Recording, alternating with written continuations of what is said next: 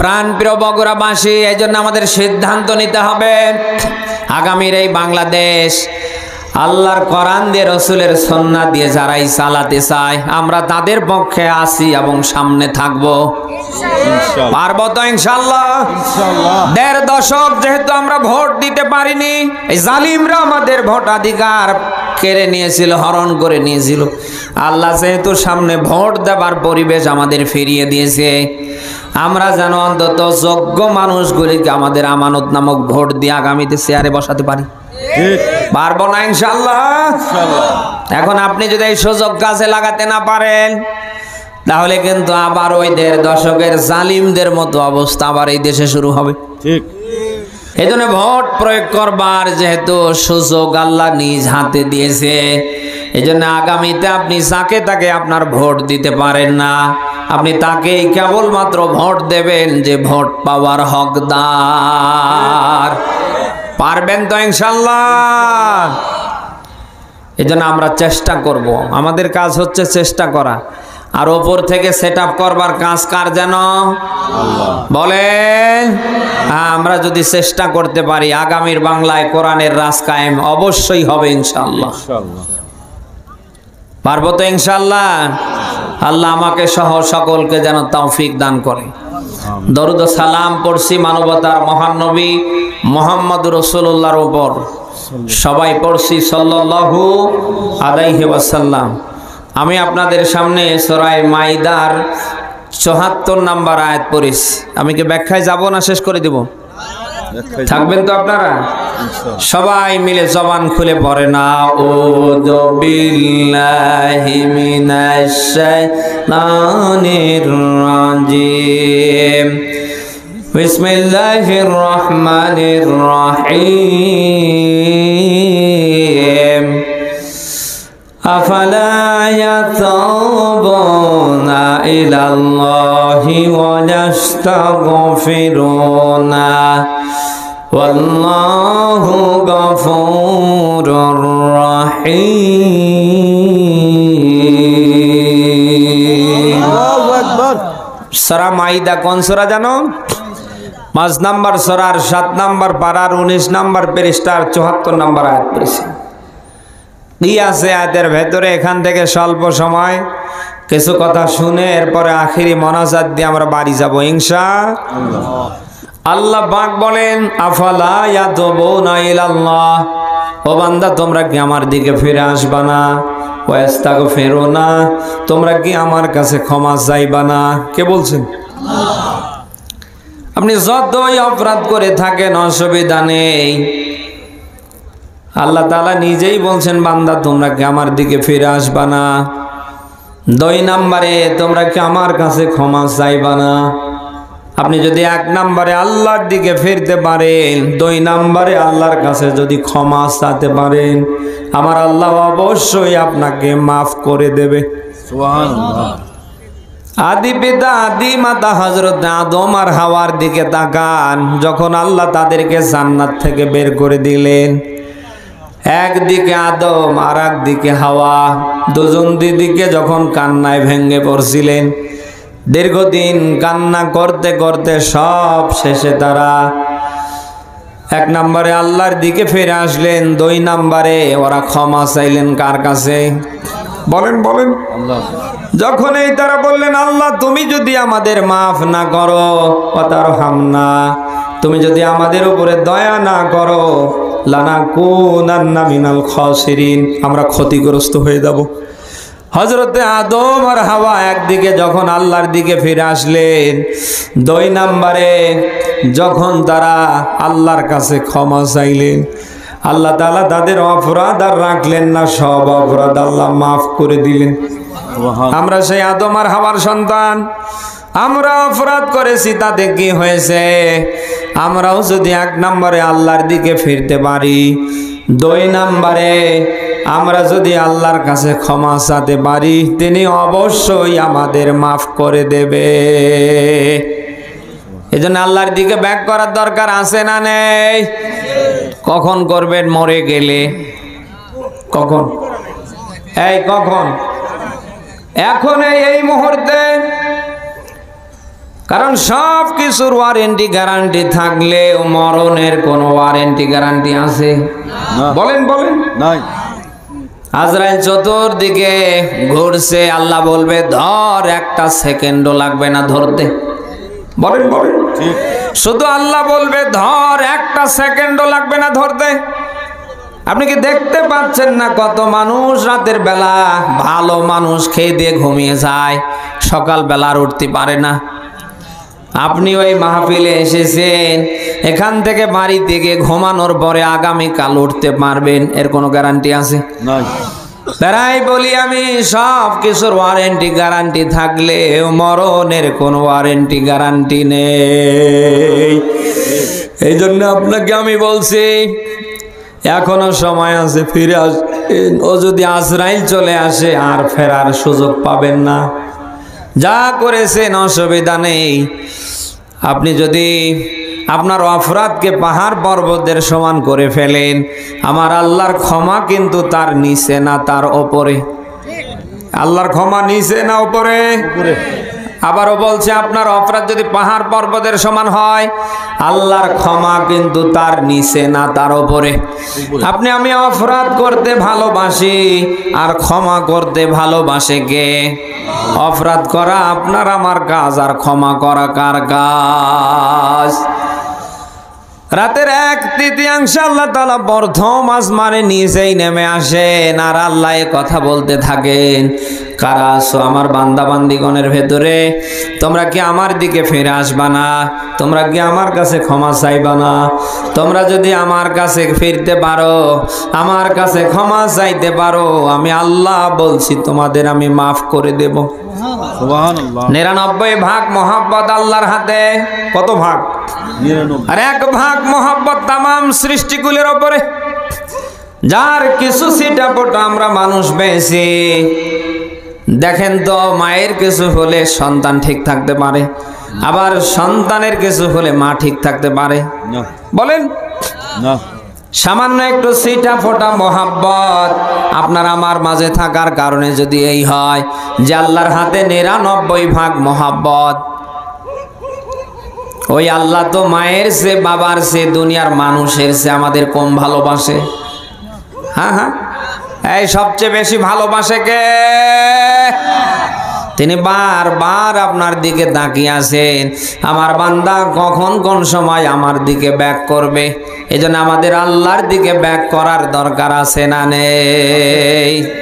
যা করেছেন ভাই, অন্তত আল্লাহর দিকে ফিরে আসেন, ব্যাক করেন। জিন্দা থাকতে যদি আল্লাহর দিকে ব্যাক করতে না পারেন, ও আজরাইল আসলে আর কাজ হবে না। কারণ আজরাইল যখন কারোর সামনে আসবে, তাকে সামনেও যেতে দেবে না, পিছাতেও যেতে দেবে না। ওর অবস্থা শেষ, ওর একুলও শেষ, ওকুলও শেষ। বলেন না কেন? আমি আপনাকে আহ্বান করছি, ফিরে আসেন। দুনিয়া যেহেতু থাকার জায়গা না। দুনিয়া কি থাকার জায়গা? এখানে চিরদিন থাকতে পারবেন?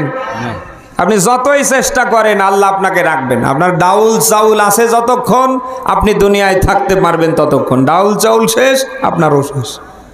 বলে না কেন? আপনি যত কিছু দেখছেন, মরার সময় কি নিয়ে যেতে পারবেন?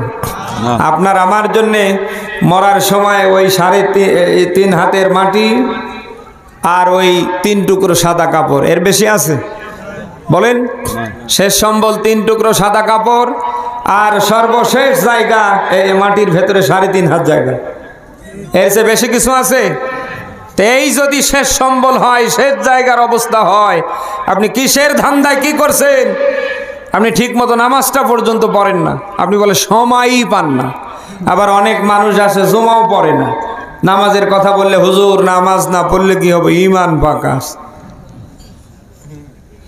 এত বড় ইমানদার হয়ে গেলেন আপনি, নামাজ না পড়লে কারোর ইমান থাকে?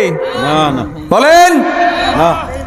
তা আপনার আমার শেষ সম্বল যদি সাদা 3 টুকরো কাপড় হয়, সর্বশেষ জায়গা যদি এই 3.5 হাত মাটি হয়, কার জন্য কি করছেন?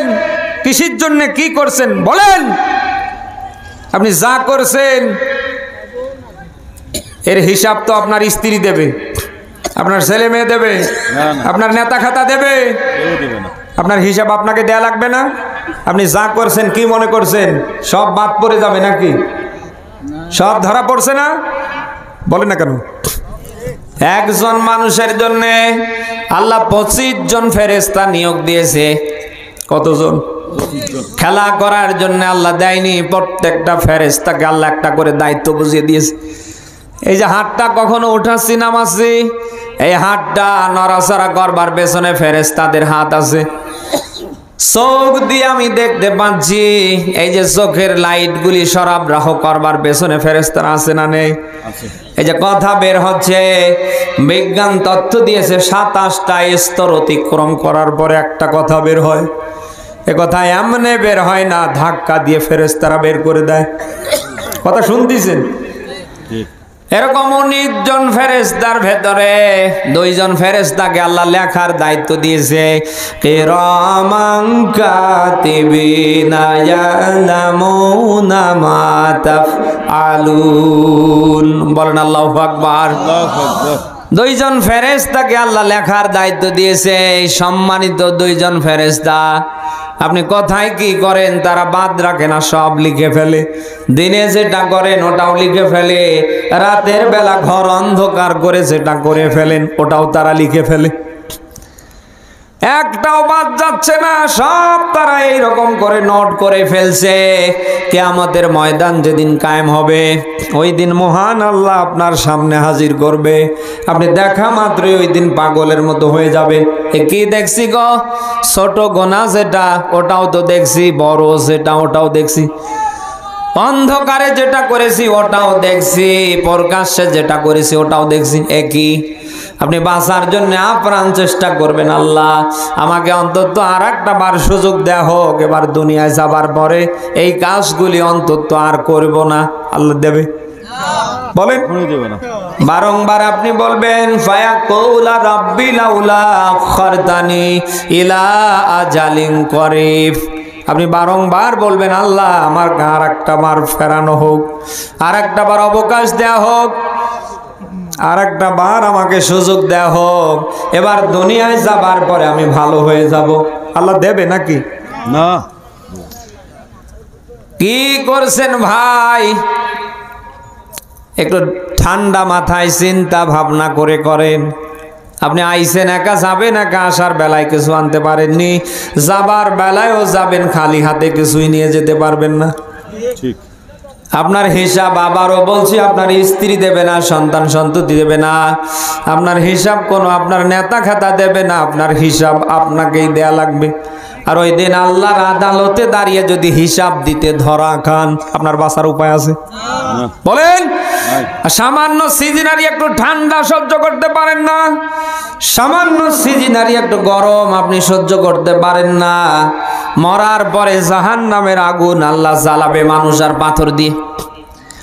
দুনিয়ার আগুন সাধারণত জ্বালানো হয় কাঠখড়ি দিয়ে, এই কাঠখড়ির আগুনের তাপমাত্রা আপনি নিতে পারেন না।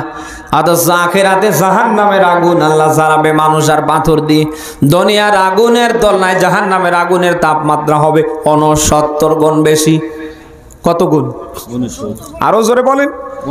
কিসের মাস্তানি করেন? কিসের ক্ষমতা দেখান? কিসের অহংকার করেন? কিসের জন্য বলেন? কি হনুরে যা করেছেন অন্তত বিবেক খাটান, বুদ্ধি খাটান। দিন শেষে কিন্তু আল্লাহর সামনে আপনাকে আমাকে দাঁড়ানোই লাগবে। আর ওই দিন আল্লাহর সামনে দাঁড়িয়ে যদি ধরা খাই, জাহান্নাম ছাড়া জায়গা নেই। আমি আপনার দিনই মুসলিম ভাই, আমি আপনাকে সেই জাহান্নাম থেকে বাঁচাতে চাই। জানি না আজরাইল আসতে কার সামনে কতদিন বাকি আছে। অন্তত এখন এই মুহূর্তে আল্লাহর দিকে ব্যাক করেন, স্যারেন্ডার করেন। আপনি যদি ব্যাক করতে পারেন, স্যারেন্ডার করতে পারেন, আপনি যদি ভুল স্বীকার করতে পারেন, আল্লাহ আপনাকে অবশ্যই মাফ করে দেবে। আর আল্লাহর মাফ নিয়ে যদি মরতে পারেন, আপনার ঠিকানা হবে জান্নাত। সূরা আলে ইমরান 4 নম্বর পারার 6 নম্বর পৃষ্ঠার প্রথম নম্বর লাইনের 133 নম্বর আয়াতে পাবেন।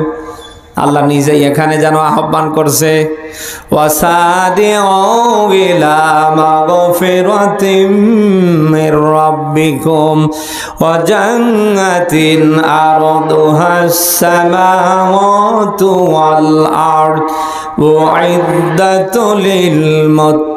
মুত্তাকিন। বলেন আল্লাহু আকবার। আল্লাহ পাক বলেন দৌড়াও তোমরা আমার ক্ষমার দিকে।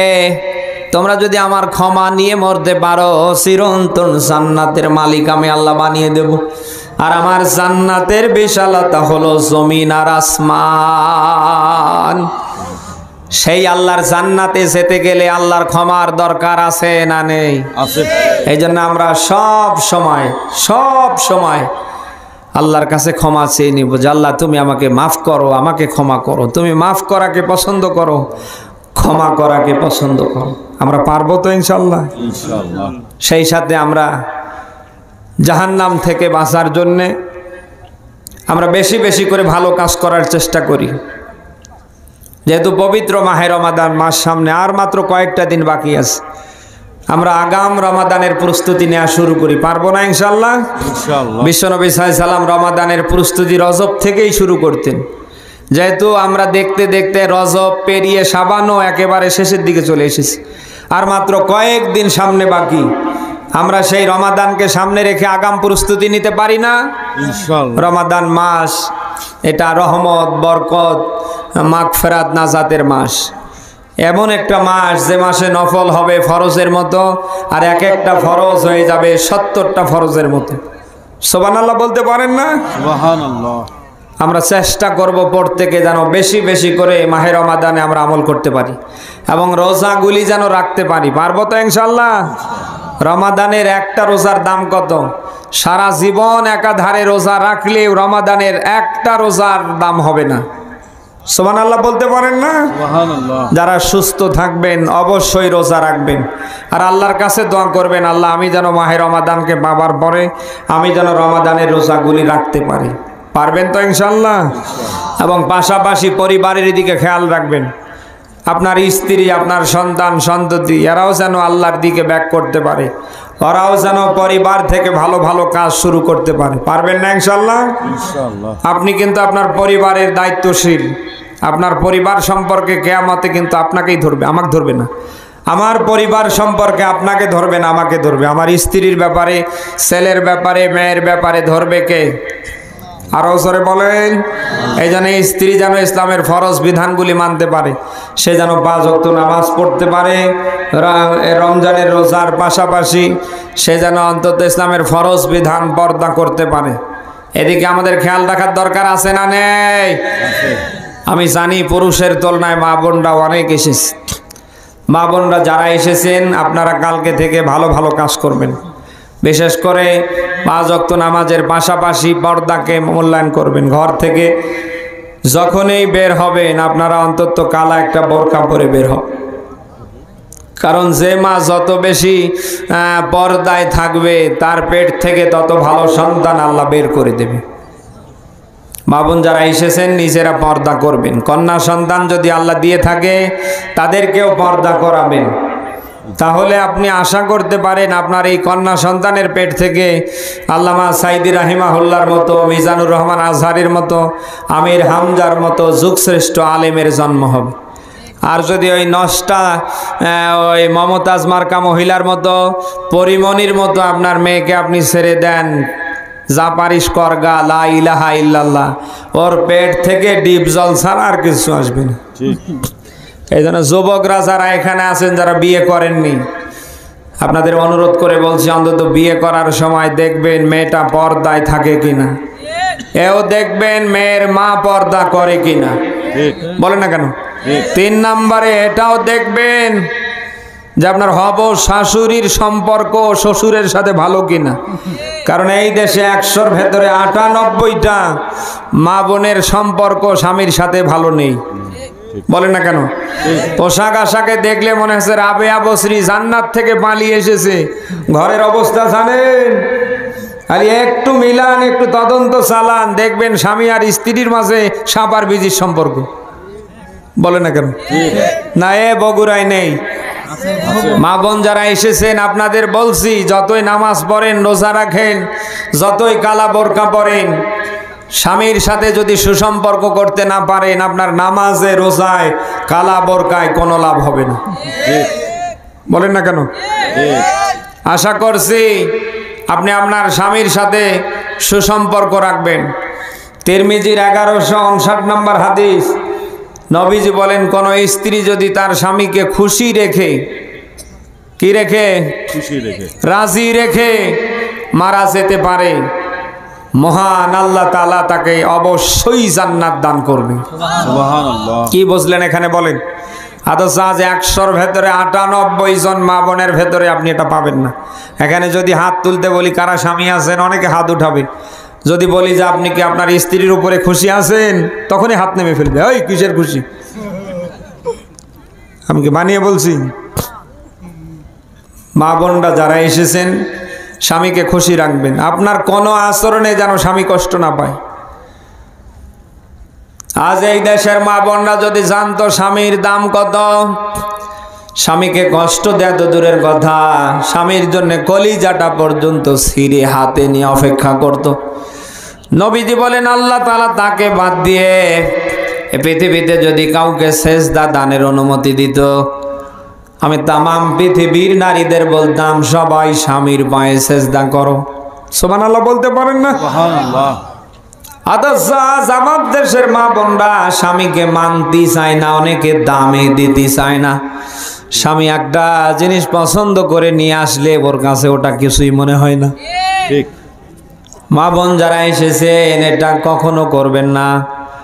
স্বামী কষ্ট পায়, আঘাত পায়, এমন কোনো কাজ আশা করছি করবেন না। স্বামী যদি 1 টাকা দিয়ে কোনো জিনিস নিয়ে এসে দেয়, আপনি মনে করবেন ওটা 1 কোটি টাকা, কারণ ওটা স্বামী নিয়ে এসে দিয়েছে। আপনার কোনো আচরণে, কোনো কথায় যদি স্বামী কষ্ট পেয়ে যায়, আর ও যদি মাফ না করে, আল্লাহ মাফ করবে না। হযরতে ফাতেমাতুজ জোহরার জীবনী আপনি মিলান, নবীর মেয়ে ফাতেমা আলীর সাথে কথা কাটাকাটি করে নবীজির দরবারে চলে এসেছে।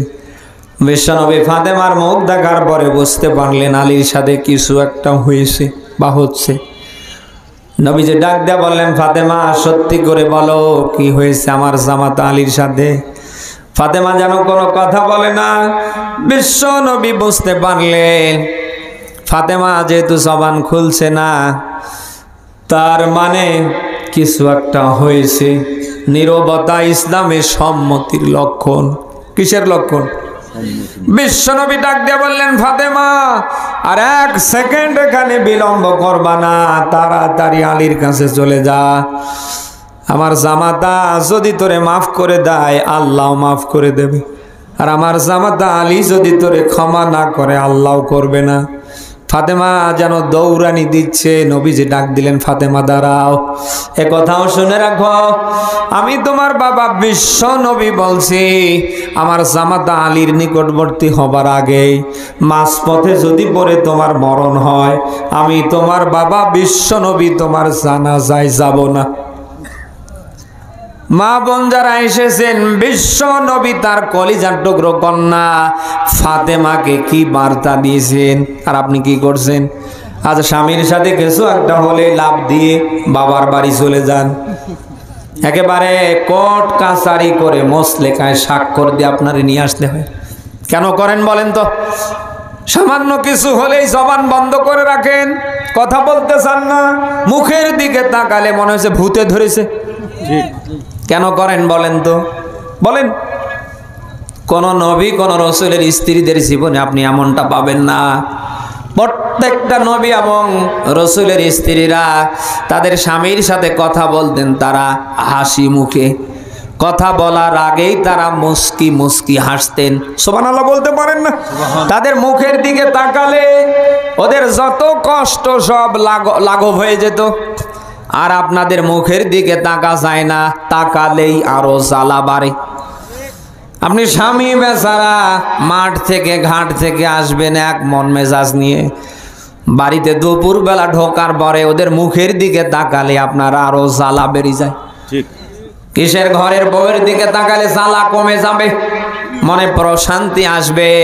আপনি মিলান তো, এমন ভাব করে থাকে মুখের দিকে তাকালে যাও ছিল তাও শেষ হয়ে যাচ্ছে। বলে না কেন? ঠিক। না এরকম মা বোন যদি বগুড়াই নেই, আছে। আর আছে হাত তোলেন তো। না, মা বোন যারা এসেছেন এগুলি করবেন না। নেককার নারীর কতিপয় বৈশিষ্ট্য আছে। আপনি যে একজন নেককার নারী, জান্নাতি নারীদের কিছু আলামত আছে, তার ভিতরে একটা বলছি। জান্নাতি নেককার নারী যারা হবে তাদের চেহারার দিকে তাকালেই স্বামী আনন্দ পাবে। কয়টা বললাম? একটা। বলেন। মা বোন যারা এসেছেন, যারা এই গুণটা অর্জন করতে পারেননি, আপনি কিন্তু এখনো কিছু করতে পারেননি। আবারও বলছি, স্বামী যদি আপনার মুখের দিকে তাকিয়ে আনন্দ পায়, তাহলে আপনি বুঝবেন যে হ্যাঁ, আপনি একজন নেককার নারীর ভিতরে আছেন। আল্লাহ আপনাকেই কিয়ামতে ফাতেমাতুজ জোহরার সাথে জান্নাত দেবে। আশা করছি এগুলি করবেন না। আশা করছি কোনোভাবে স্বামীকে অপমান, অপদস্থ, কষ্ট দেবেন না। এই যে রাত এখন এই যে আপনার শীত চলে যাচ্ছে, অনেক স্বামী বেচারা দেখবেন একটু লেটে বাড়িতে যাবে, যে গিয়ে আছে দরজা খুলতে চায় না। না এরকম নেই? আপনি যদি ঘুমায় যান সেটা ভিন্ন কথা, কিন্তু জেগে আছেন তো আপনি দরজাটা তো খুলবেন, তো দরজা খুলতে চায় না। আধা ঘন্টা পর এসে দরজা খুলে দেয়। মুখের দিকে তাকালে মনে হচ্ছে ভূতে ধরিস, মনে হচ্ছে ভূতে ভর করেছে, এমনটা মনে হয় না? বলে না কেন? আপনি কিসের জন্য এই কাজগুলি করেন আমারে বলেন তো? অথচ রসুলের হাদিস, স্বামী রাতের বেলায় বাসায় আসছে, দরজা লাগানো, স্ত্রী এশারের নামাজ নিয়ে দাঁড়িয়ে আছে, স্বামী নখ দিয়েছে, শেফালি, রূপালি, চৈতালি, দরজা খোলো। স্ত্রী আছে ফরজ নামাজে। কিসের নামাজ?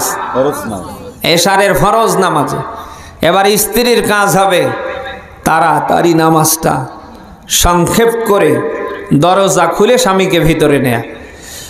যেখানে ফরজ নামাজ তাড়াতাড়ি করে সেরে স্বামীকে ভিতরে নেবার কথা, সেই জায়গায় আপনি দরজা খুলতে চান না।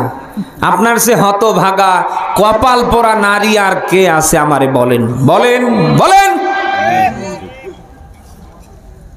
আবারও বলছি, আপনার স্বামী যদি আপনার উপরে রাজি আর খুশি থাকে, স্বয়ং আল্লাহ নিজেই রাজি আর খুশি থাকবে। তৃতীয় বক্তা ওয়াজ করছিলেন খাদিজাতুল কুবরা রাদিয়াল্লাহু তাআলা আনহার জীবনী নিয়ে। মরার আগে 3টা ওসিয়ত করেছিলেন বিশ্বনবী মুহাম্মদুর রাসূলুল্লাহ, 2টা পূরণ করতে চেয়েছিলেন। কথা কি শুনতেছেন? সব শেষে আল্লাহ তাআলা জানিয়ে দিলেন, হে হাবিব, আপনি যেটা পারেন না আমি আল্লাহ খাদিজার হয়ে ওটা পুরা করে দিলাম। মা বোন যারা এসেছেন, আপনার স্বামী যদি বিশ্বনবী মুহাম্মদুর রাসূলুল্লাহর মতো করে আপনার উপরে রাজি আর খুশি থাকে, আপনাকে কবরে দিতে দেরি, মহান আল্লাহ আপনাকে জান্নাতে প্রবেশ করাতে দেরি না। আশা করছি এটা অন্তত করবেন না। আর আপনারা যারা স্বামী আছেন, আপনাদেরও বলছি, স্ত্রীর সাথে গন্ডগোল হবে, এটাই স্বাভাবিক। এমন কোনো ঘর বাদ আছে যেখানে স্বামী স্ত্রীর ভেতরে গুতুগুতি না হয়? বলে না কেন? প্রধান অতিথি বলতে পারবে যে বিয়ের পর থেকে ওনার স্ত্রীর সাথে গুতুগুতি হয়নি? আমি বলতে পারবো? উনি বলতে পারবে? হুজুর বলতে পারবে? কোনো পীর সাহেব বলতে পারবে? না। গুতুগুতি যত হবে, মহব্বত ভালোবাসা তত বাড়বে। বলে না কেন? সামান্য কিছু একটা হলেই আপনারা যারা পুরুষ অভিমান করে থাকেন, আপনারা এটা রাগ করবেন না, কারণ ওদেরকে সৃষ্টি করা হয়েছে আদম আলাইহিস সালামের বাম পাজরের বাঁকা হাড় থেকে। এই জন্য ওরা সৃষ্টিগত, জন্মগত টেরা। আপনার 10টা কথা ওরা শুনলে হাপ করবে, বোনের বাড়িতে বাবার বাড়িতে লাভ দিয়ে যাবে, বলবে তোর সংসার আর করব না। এটা স্বাভাবিক, কারণ ওদের জন্মই হয়েছে কোথা থেকে? ওরা স্বভাবগত টেরা এবং বাঁকা। অতএব ওদেরকে আপনি সোজা করতে পারবেন না। যদি সোজা করতে চান, ও ছাতা ভেঙে যাবে। আবার যদি আবার ছেড়ে দেন, ও ছাতা আবার একেবারে জোড়া লেগে যাবে। কথা কি শুনতেছেন? এই জন্য স্বামী স্ত্রীর ভেতরে কিছু একটা হলেই যারা স্বামী স্ত্রীর রাগ ভাঙানোর চেষ্টা করবেন, কারণ স্বামী স্ত্রীর ভেতরে যখন গন্ডগোল বেঁধে যায় তখন শয়তান খুব বড় খুশি হয়ে যায়। কথা কি শুনতেছেন? এই জন্য আমরা যারা স্বামী আমরা স্ত্রীকে মহব্বত করব, ভালোবাসবো, পারবো তো ইনশাল্লাহ। স্ত্রীকে আমরা কষ্ট দেব না। আজকে হয়তো একটা অপরাধ পেয়েছি এর জন্য 10টা কথা বলছি না। অনেকে আছে সামান্য একটু অপরাধ পেলেই ধরে পিটায়, এগুলি করবেন না। আজকে একটা অপরাধ পেয়েছেন, তার ভালো দিক নেই বলেন না কেন? আছে। অন্তত ভালো দিকগুলির দিকে তাকিয়ে অন্তত আজকের অপরাধটা মাফ করে দেন। এই গুণটা কি স্বামী হিসাবে আমরা নিতে পারি না? আল্লাহ যেন আমাকে সহ সকলকে তৌফিক দান করে।